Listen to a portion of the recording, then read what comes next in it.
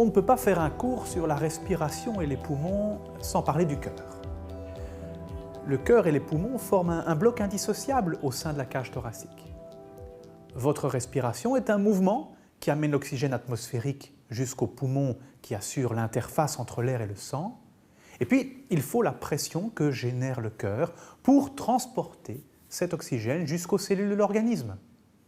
L'interaction entre le cœur et les poumons, c'est au niveau de la circulation sanguine pulmonaire, au niveau des capillaires pulmonaires que nous allons l'observer le mieux. Rentrons d'abord dans le monde de la physique et des pressions. Vous êtes sur une plage, donc vous êtes au niveau de la mer. Et là, la pression atmosphérique, la pression des gaz de l'atmosphère est de 760 mm de mercure, ce qui équivaut à une atmosphère. Si vous vous élevez dans les airs, vous savez que la pression atmosphérique diminue et à 19 km de haut, la pression devient 0 atmosphère. À présent, vous décidez de plonger dans l'eau. Vous plongez vers les profondeurs et au bout de seulement 10 mètres, la pression atmosphérique a doublé. Elle devient 2 atmosphères.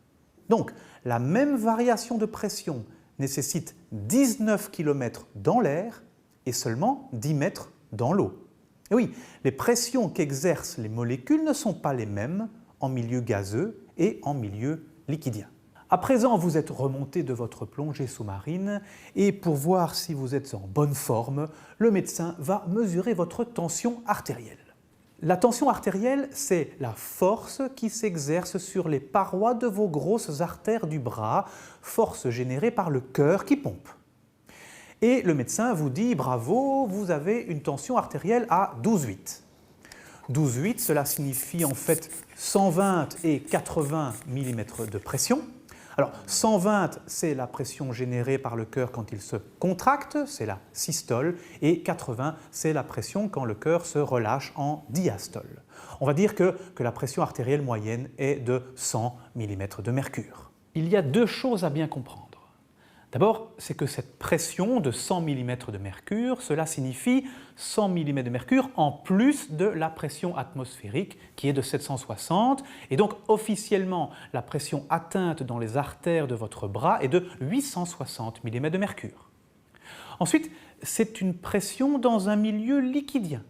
Et donc, si 10 mètres dans les liquides correspondent à 760 mm de mercure, vous calculez qu'une tension artérielle de 100 mm de mercure correspond à une hauteur de un peu plus que 1 mètre.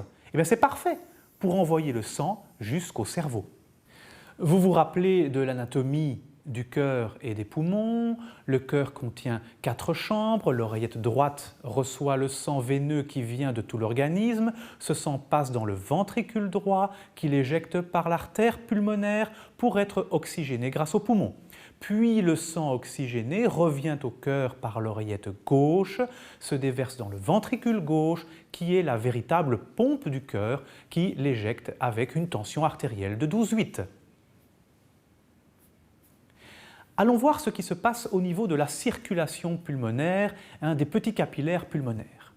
Là, la pression à l'intérieur des vaisseaux est beaucoup plus basse que les 100 mm de mercure de l'artère du bras. Mais oui, dans les poumons, il n'y a pas besoin de générer des pressions pour faire monter le sang jusqu'au cerveau.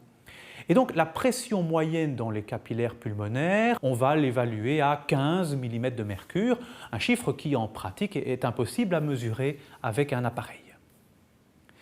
Nous avons vu ensemble, lors de la première semaine, les forces de pression qui permettent les mouvements de molécules comme l'oxygène et le CO2.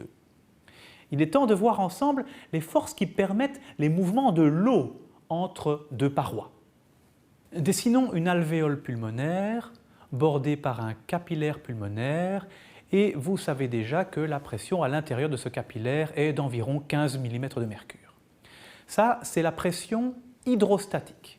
C'est la pression du liquide. Et cette pression a tendance à pousser l'eau à l'extérieur du vaisseau, à faire sortir l'eau des capillaires, et cela, c'est plutôt embêtant. Heureusement, la nature est bien faite et vous avez à l'intérieur du plasma de vos vaisseaux sanguins des protéines, comme l'albumine, qui exercent une pression d'attraction de l'eau autour d'elles, qui donc retiennent l'eau à l'intérieur par une pression qu'on appelle la pression oncotique. Donc, la pression hydrostatique est contrecarrée par la pression oncotique. Alors, les protéines qui exercent une pression oncotique, il y en a à l'intérieur du vaisseau et aussi à l'extérieur, dans l'interstitium. Disons donc que la pression oncotique à l'intérieur du vaisseau est de 24 et celle à l'extérieur de 10, ce qui fait une différence nette de 14 mm de mercure. Et donc au final, pour une pression hydrostatique de 15, on a une pression oncotique de 14. Il y a donc une petite différence, un petit débit d'eau qui traverse la paroi du capillaire et cette eau qui arrive dans l'interstitium est drainée et éliminée en permanence par des vaisseaux lymphatiques. Toute cette équation a été inventée par le physiologiste anglais Starling il y a plus de 100 ans. Que se passe-t-il si une brusque défaillance survient à votre cœur? Par exemple, un infarctus du myocarde qui empêche votre cœur de pomper le sang aussi bien que d'habitude. Comme le ventricule gauche de votre cœur ne parvient pas à éjecter le sang qu'il reçoit, le sang va s'accumuler en amont de ce ventricule gauche et les pressions dans l'oreillette gauche et dans les capillaires pulmonaires vont augmenter. La pression hydrostatique n'est plus de 15 mm de mercure, mais elle monte par exemple à 20 mm de mercure. Le capillaire est dilaté et l'équilibre de Starling, l'équilibre des pressions hydrostatiques et oncotiques, donne des valeurs de 20 moins 14 égale 6. Donc un débit d'eau plus important pour quitter le capillaire. De l'eau se met dans l'interstitium, entre le capillaire et l'alvéole. On appelle cela de l'œdème pulmonaire interstitiel. Si le phénomène s'aggrave, si le cœur est encore plus malade, la pression hydrostatique peut monter encore plus haut, par exemple à 30 mm de mercure. Et là, l'œdème pulmonaire se déverse à l'intérieur de l'alvéole et noie cet alvéole dans l'eau. C'est de l'œdème pulmonaire alvéolaire. Sachant tout cela, vous pouvez imaginer dans quel état clinique se trouve un patient en œdème pulmonaire. Il est essoufflé, bien sûr, et sa saturation en oxygène, mesurée par un saturomètre, est mauvaise car des alvéoles noyées dans l'eau, elles ont du mal à faire de bons échanges gazeux. Alors avec un stéthoscope, on peut entendre les bruits de crépitement que font les mouvements d'eau dans les alvéoles et les voies respiratoires.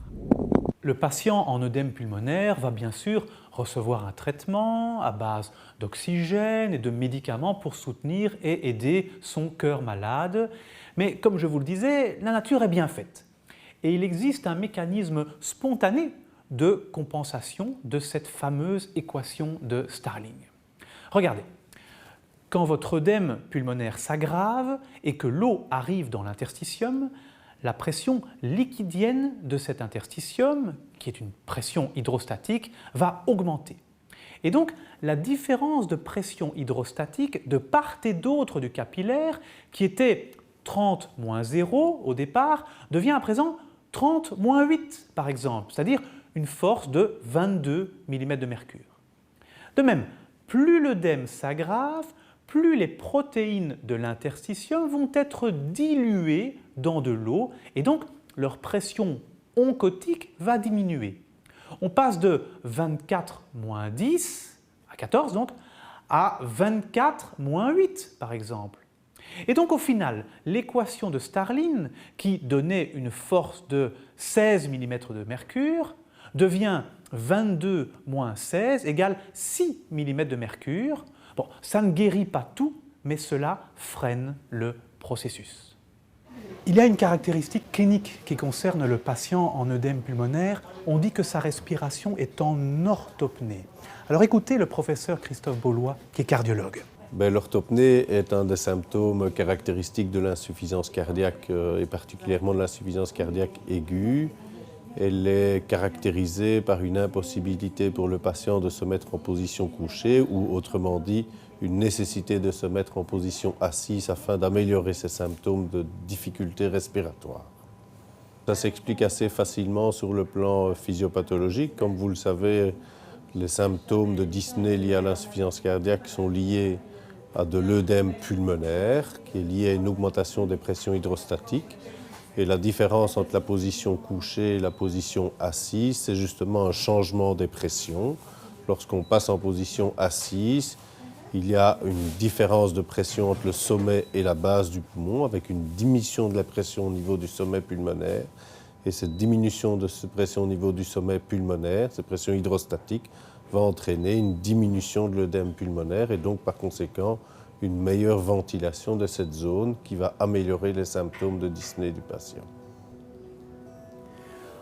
En conclusion, le cœur et les poumons interagissent en permanence et nous l'avons vu au travers des jeux de pression qui s'exercent dans les vaisseaux capillaires pulmonaires, ces pressions intervenant dans les mouvements de l'eau entre les vaisseaux et les alvéoles pulmonaires. Et quand le cœur devient défaillant, ce sont les poumons qui vont se noyer avec de l'œdème pulmonaire.